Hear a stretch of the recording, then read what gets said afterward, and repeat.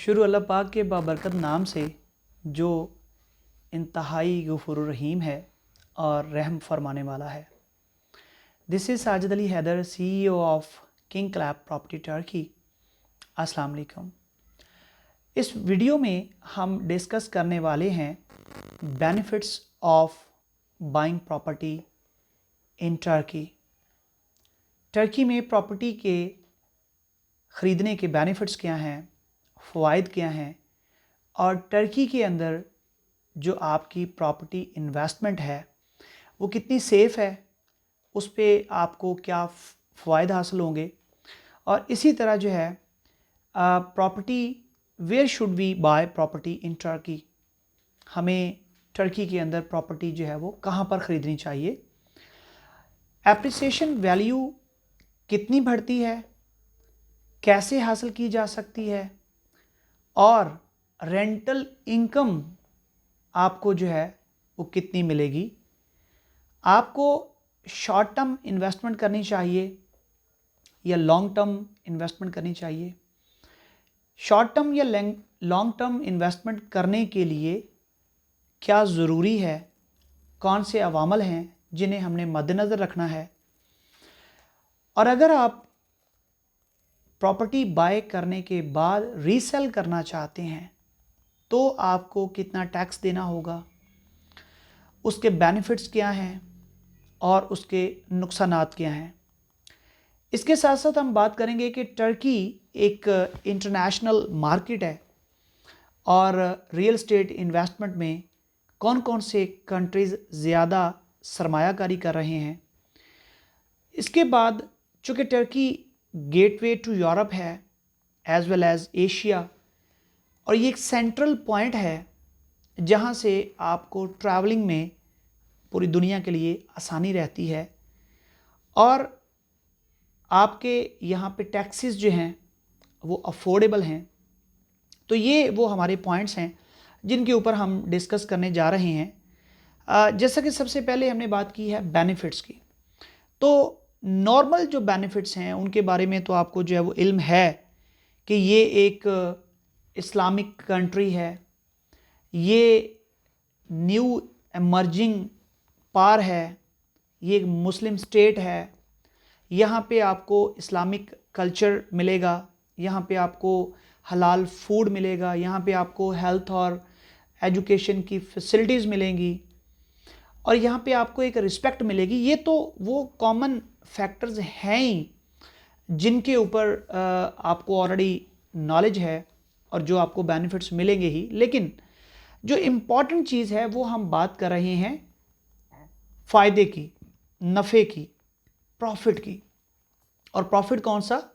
Real estate investment. तो बहुत common quotation है जो कि सबने ही सुनी हुई है कि don't put your all eggs in one basket. तो सरमायाकारी जो होती है उसे हमेशा एक से ज़्यादा जगहों पर करना चाहिए। मैं जानता हूँ हमारे जो कंट्रीज़ हैं, Pakistan, India, Bangladesh, Iran, Afghanistan, even वो हमारे ओवरसीज़ पाकिस्तानी और इंडियंस जो कि यूरोप में सेटल्ड हैं, UK, USA, Canada, Australia, New Zealand में सेटल्ड हैं, वो लोग रियल एस्टेट इन्वेस्टमेंट जो है वो कर रहे हैं।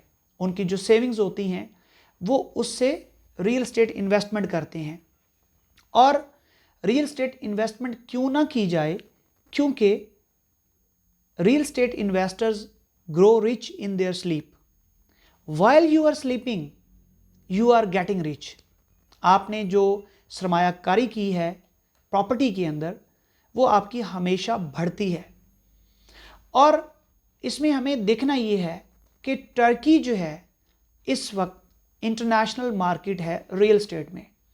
यहाँ पे इंटरनेशनल इन्वेस्टर जिनमें ईरान सबसे ज़्यादा, इज़राइल, चाइना, आपका गल्फ़ जो है, आपकी जो इस्लामिक कंट्रीज़ हैं, कतर जैसे जो इकोनॉमिकली बहुत स्ट्रॉन्ग हैं, वो बहुत बड़ी सरमायाकारी यहाँ पे कर रहे हैं। और क्यों कर रहे हैं? क्योंकि उन्हें इसका बेनिफिट मिल रहा है। और याद रखिएगा कि मैं हमेशा लाइफ के अंदर जो मैंने सीखा वो ये है कि इनोवेशन जो है ना वो बहुत रेयर है और बहुत कम होती है, नोवेलिटी बहुत कम आती है। 99% जो है वो कॉपी पेस्ट है। तो छोटे लोग हमेशा बड़े लोगों को कॉपी करते हैं, बड़े लोग जो है वो अपने से बड़े लोगों को कॉपी करते हैं, और जो उनसे बड़े लोग थे वो माजी को कॉपी करते हैं। तो बेसिकली एक ही प्रैक्टिस है जो चलती आ रही है। तो अब जो बड़े इन्वेस्टर्स हैं, जो इंटरनेशनल इन्वेस्टर्स हैं, जो कंट्रीज इन्वेस्ट करती हैं, या जो बड़ी शख्सियात इन्वेस्टमेंट करती हैं, हमें बेसिकली उन्हें देखते हुए जो है ये डिसाइड करना आसान होता है कि उनका रुझान आजकल पूरी वर्ल्ड के अंदर किस कंट्री में है। तो आप गूगल कर लीजिए, आप अपनी तौर पे जो है वो पूरी सर्च कर लीजिए, आपको नज़र आएगा कि टर्की पिछले चंद सालों से सबसे ज़्यादा इन्वेस्टमेंट कंट्री जो है वो बना हुआ है। और चूँकि यहाँ पे बेसिकली जो है आपको अच्छा मुनाफा मिल रहा है, आपकी बाइंग ईजी है, आपकी सेलिंग ईजी है। आपने अगर आज एक चीज़ खरीदी है और कल आप उसे बेचना चाहते हैं, जैसा कि आपकी मार्केट की प्रोडक्ट्स होती हैं, जैसे कपड़े, जूते, मोबाइल, टेलीफोन, गाड़ी वगैरह है, तो आज आप खरीदें, कल बेचना चाहें तो वो आसानी से बिक जाती हैं। तो टर्की के अंदर जो प्रॉपर्टी है वो भी बिल्कुल ऐसे ही है। आज आपने इन्वेस्ट किया, ख़रीदा प्रॉपर्टी, और कल आप उसको बेचना चाहेंगे तो वो बिक जाएगी। ऐसा नहीं है कि जी ख़रीदते हुए तो आपको आधे से ज़्यादा जो है वो मुल्क फॉर सेल मिलेगा, और बेचते हुए आप जो है कहेंगे कि यार कोई बायर ही नहीं है। तो यहाँ पे टर्की के अंदर ऐसा जो है वो नहीं है। अरब्स हैं यहाँ पे, जो कि आपकी प्रॉपर्टी जो है वो ओवर वैल्यू ख़रीदते हैं, क्योंकि उन्हें बेसिकली अपनी रिक्वायरमेंट, अपनी नीड जो है वो चाहिए होती है। उन्हें पैसों से वुकत नहीं होती है उनके नज़दीक। उन्हें जो है वो पैसा जो है वो इम्पॉर्टेंट नहीं होता, उन्हें ये होता है कि हमें जो चाहिए कि हमें वो मिल रहा है। तो ऑटोमेटिकली जो है वो आपको फिर जो है वो एक अच्छा बायर जो है वो मिल जाता है। तो रीसेलिंग का कोई इशू नहीं है। एप्रिसिएशन की अगर हम बात करें तो नॉर्मली 10 to 15% पर एनम आपकी प्रॉपर्टी इंक्रीज होती है। ये मैं मिनिमम की बात कर रहा हूँ, ये अप टू 30-35% तक भी गई है। अभी लास्ट 6 मंथ्स के अंदर जो है ये ऐसा हुआ है कि पर एनम आपकी जो है वो एप्रिसिएशन जो है वो हो रही होती है 20-25%, 30% तक। और कौन सा ऐसा बिजनेस है जिसमें आप जो है वो $1,00,000 खर्च करें और अगले साल आपको जो है वो $1,30,000 बच जाएं, यानी अप्रॉक्सीमेटली जो है वो 2500 पर मंथ। तो कहीं पे भी इतनी बड़ी जो है वो एप्रिसिएशन नहीं हो रही जितनी टर्की के अंदर है। रेंटल इनकम की अगर हम बात करें तो that starts from 4.5% up to 8%। 4% से लेकर 4.5% से लेकर 8% तक आपको जो है वो रेंटल इनकम आती है। यानी अगर आप $1,00,000 जो है वो इन्वेस्ट कर रहे हैं, एक अपार्टमेंट जो है वो ख़रीद रहे हैं, तो अप्रॉक्सीमेटली जो है वो आपको $5,000 से लेकर $8,000 सालाना जो है वो मिलेगा। अब अगर हम एवरेज भी ले लें $6,000 पूरे साल का, तो इसका मतलब है $1,00,000 इन्वेस्टमेंट के बदले आपको $500 मंथली जो है वो मिल रहे हैं, और ये एक हैंडसम रेंटल इनकम है। एप्रिसिएशन इसके अलावा है, तो ये जो एक सेकंड बेनिफिट है वो ये है। अब चूंकि आप एक ऐसे कंट्री के अंदर इन्वेस्ट कर रहे हैं जहां पे आपको 5 साल तक रेजिडेंस परमिट मिलता रहेगा, और 5 साल बाद आप एलिजिबल होंगे to apply for the citizenship, आपको शहरियत मिल जाएगी। शहरियत मिलती है तो 115 मुल्क आपके लिए वीज़ा फ्री ट्रैवल है या ऑन अराइवल वीज़ा है। तो ये एक बहुत बड़ी चीज़ है। और इसके साथ साथ चूँकि एक न्यू इमर्जिंग स्टेट है, और आपको आने वाले वक्त में नज़र आएगा कि टर्की जो है वो एक ऐसी ताकत बन के उभर रहा है जो कि आज इन्वेस्टमेंट आपकी आने वाले कल के लिए बहुत महफूज होगी, बहुत मुनाफा बख्श होगी, और बहुत ज़्यादा बेनिफिशियल रहेगी। आपको रेजिडेंस परमिट के साथ हेल्थ की, एजुकेशन की फैसिलिटीज़ जो है वो मिल जाती हैं, और आप अपना एक यूरोपियन स्टैंडर्ड लाइफस्टाइल जो है वो एंटरटेन कर सकते हैं। यहाँ पे आप यहाँ पे रहते हुए इंपोर्ट एक्सपोर्ट के बिजनेस जो हैं वो पूरी दुनिया के साथ जो है वो कर सकते हैं। आपके जो फ्रेट हैं वो यहाँ पे कम से कम हैं। आपके जो टैक्सीज हैं प्रॉपर्टी बाय करते हुए और सेल करते हुए वो इतने रीज़नेबल हैं कि आपको गवर्नमेंट ने अलाउ किया हुआ है कि आप अपने टापू के ऊपर जितनी चाहे कीमत जो है वो लिखवा लें। यानी एक्चुअल में 8 लाख कीमत है, 8 लाख लीरा, और आप उस पर 2 लाख लीरा लिखवा लीजिए, तो आपको उसके 2 लाख के मुताबिक जो है वो 4% पे करना है। तो ये जो फैसिलिटीज़ हैं ये सिर्फ टर्की में इस वक्त जो है वो पॉसिबल हैं। तो मैं अपने उन तमाम इन्वेस्टर दोस्तों को ये एडवाइस करूँगा कि आप टर्की के अंदर इन्वेस्टमेंट कीजिए, आपको बहुत ज़्यादा फ़ायदा मिलेगा, आपको बहुत ज़्यादा एप्रिसिएशन मिलेगी, और आपका विजन जो है वो ब्रॉडर होगा। अब हम बात करते हैं कि हमें इन्वेस्टमेंट जो है वो शॉर्ट टर्म करनी चाहिए या लॉन्ग टर्म करनी चाहिए। तो मैं इसमें आपको जो है वो एडवाइस ये करूँगा कि आप सबसे पहले खुद यहाँ पर तशरीफ़ लाइए, क्योंकि अगर आप एक्सपेक्ट करें कि कोई आपको अर्न करके दे, वो बड़ा मुश्किल काम है। सबसे पहले इंसान अपने लिए कमाता है, और जो खुद से बचता है वो फिर दूसरों को जो है वो देता है। अनफॉर्चुनेटली जो नॉन प्रोफेशनल लोग हैं, मैं उनकी बात कर रहा हूँ। वैसे तो हमारी कंपनी अल्हम्दुलिल्लाह जो है वो एक सर्टन बेनिफिट अपना और एक सर्टन बेनिफिट क्लाइंट का रख के एक अग्रीमेंट करके हम फिर चलते हैं, क्योंकि आपकी इन्वेस्टमेंट है, हमारी सर्विस है। लेकिन मैं एडवाइस करूंगा कि आप तशरीफ़ लाइए, यहाँ की मार्केट को सर्च कीजिए, रियल एस्टेट के साथ खुद जुड़िए और रियल एस्टेट मार्केट को एनालाइज कीजिए, गूगल कीजिए, यूट्यूब कीजिए, सारी इन्फॉर्मेशन कलेक्ट कीजिए, और फिर फिजिकली आके यहाँ पे नॉलेज लीजिए और फिर इन्वेस्टमेंट कीजिए, और ख़ुद ये डिसाइड कीजिए कि आपको शॉर्ट टर्म इन्वेस्टमेंट करनी है या लॉन्ग टर्म करनी है। और यहाँ पे आप बिलीव कीजिए कि आपके पास $20,000 भी अगर हैं तो आप इन्वेस्ट कर सकते हैं।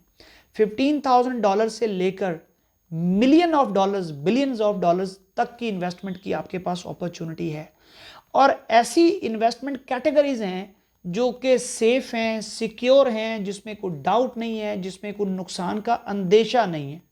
फॉर एग्जांपल, एक प्रोजेक्ट जो है, एक कंपनी, कंस्ट्रक्शन कंपनी जो है एक प्रोजेक्ट बना रही है, उनका प्रोजेक्ट जो है वो लेट्स सपोज 8 स्टोरीज है, 10 स्टोरीज है।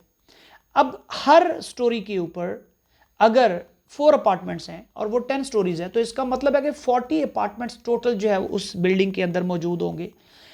अब बेसिकली गवर्नमेंट ने अलाउ किया हुआ है कि जैसे ही आपको कंस्ट्रक्शन परमिशन मिल जाए और सर्टिफिकेट्स मिल जाएं, जो सर्टेन सर्टिफिकेट्स होते हैं, तो आप ड्यूरिंग कंस्ट्रक्शन भी प्रॉपर्टी का वो जो प्रोजेक्ट है उसे बेच सकते हैं।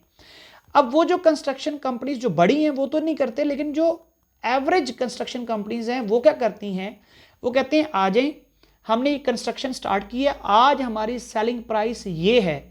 लेट्स सपोज एक अपार्टमेंट की 1+1 की अगर मैं बात करूं तो $150,000 है, $1,50,000 है। तो वो आपसे कहेंगे जी $1,50,000 में हम आपको एक अपार्टमेंट जो है वो दे रहे हैं। अब एक फ्लोर के ऊपर 4 अपार्टमेंट्स हैं, तो इसका मतलब है $600,000 के अंदर आप 4 अपार्टमेंट जो है वो बाय कर लें।